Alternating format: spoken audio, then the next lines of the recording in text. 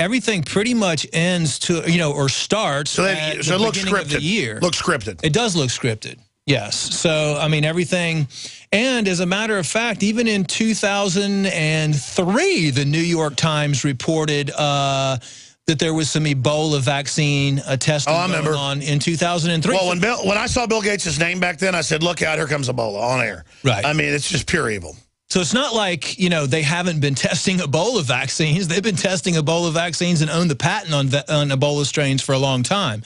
And they prepared us with movies like Outbreak and Ebola and all these 28 Days Later and all the zombie movies and all this other stuff. So, it's conditioning of the mind and then seeing how far we're going to take it, doing test runs. Yeah, because they're clearly trying to have plausible deniability with open borders and the planes still come in. They clearly want it spread. Right. I mean, there's no debating that now.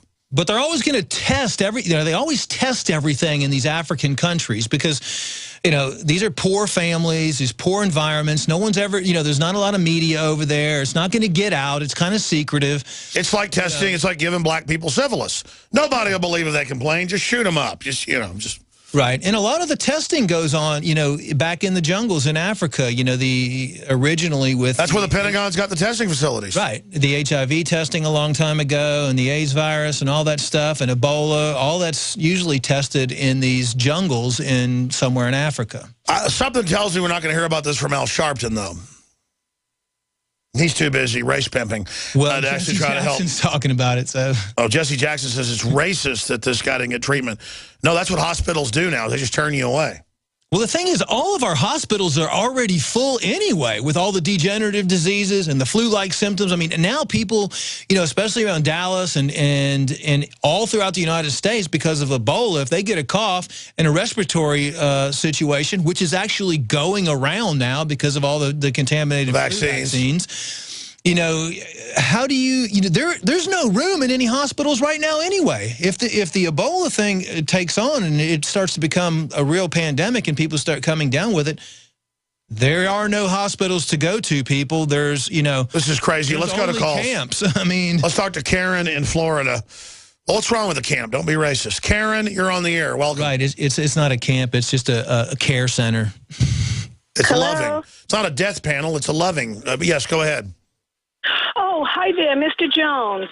Welcome. We're five-year listeners, and I just wanted to let you know that we also have the nascent iodine, the oxy powder, and we also bought the water system. Well, thank you, because that funds our operation and their quality products. Thank you, ma'am.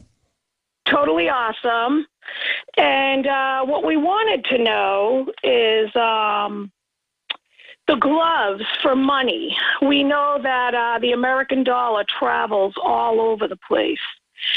And we're starting to wonder when would be a good time to start using gloves for cash, or, what are we going to do in a case like that?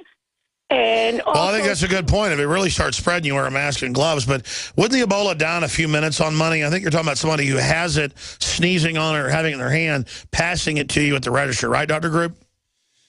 That's a good question, and there's a lot of controversy out there right now. It's one of the things we're trying to figure out is how long does the Ebola virus live in fluids? Like, let's say, for example, you go to an ATM machine and you have the Ebola virus. Well, your body fluids are going to touch the little pad, the keypad on there.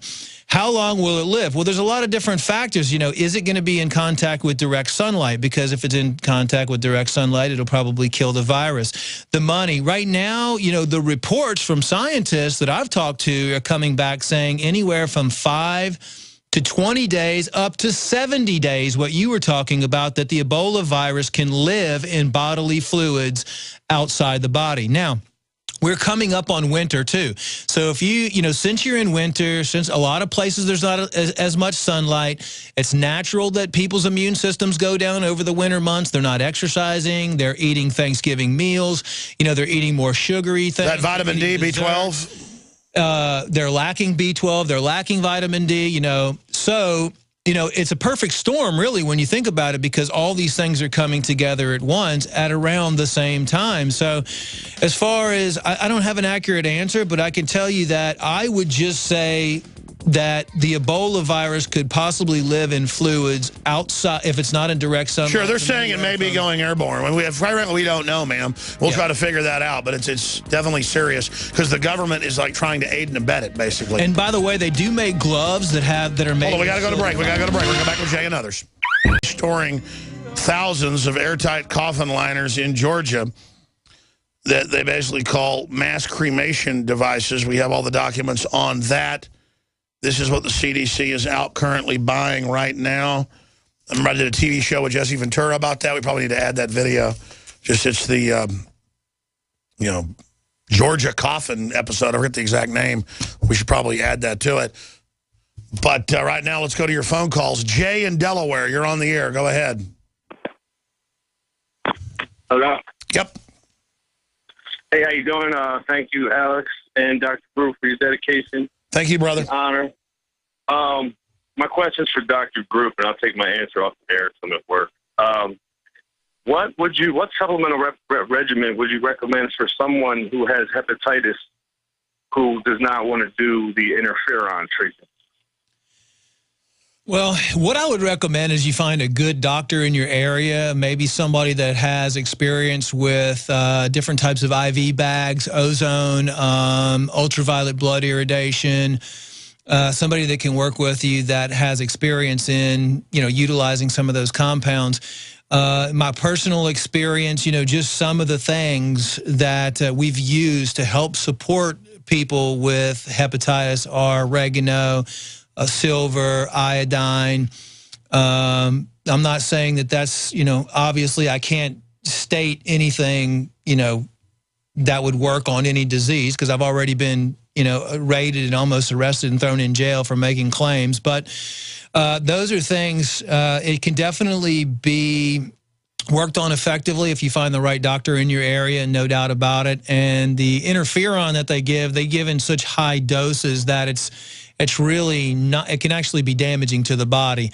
There was a company in Switzerland that was producing a low-level interferon product that we used to use with some really good success. But another thing out there that you might want to look at is called MMS. It's a Miracle Mineral Supplement, and read up on that as well.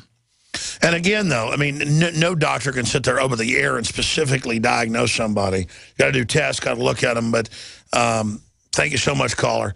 Let's go ahead and talk to Anonymous in Oklahoma. You're on the air.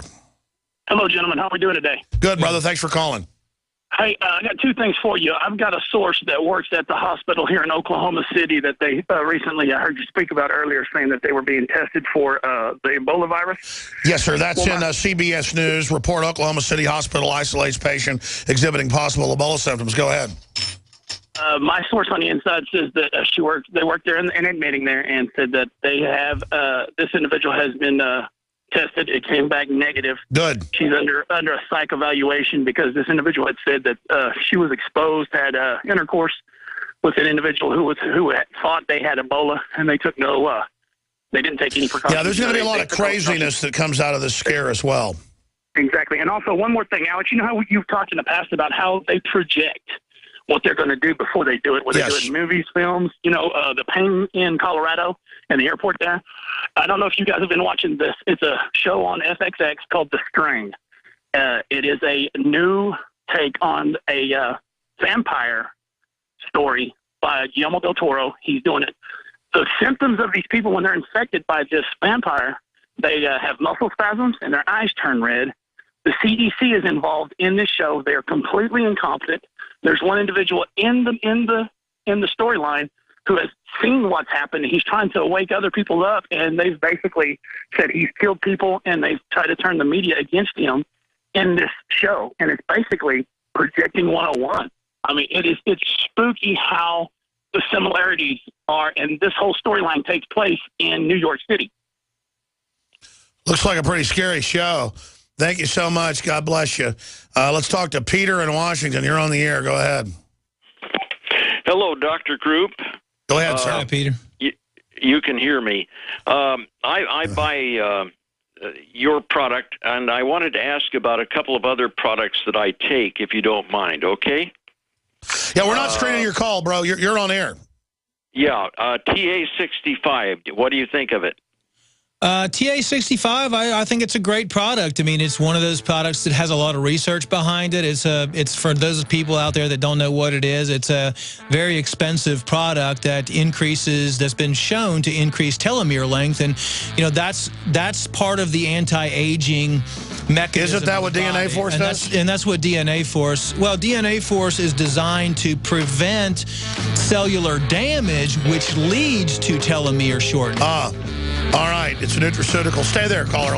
Finish your question when we come back. We're on the mark.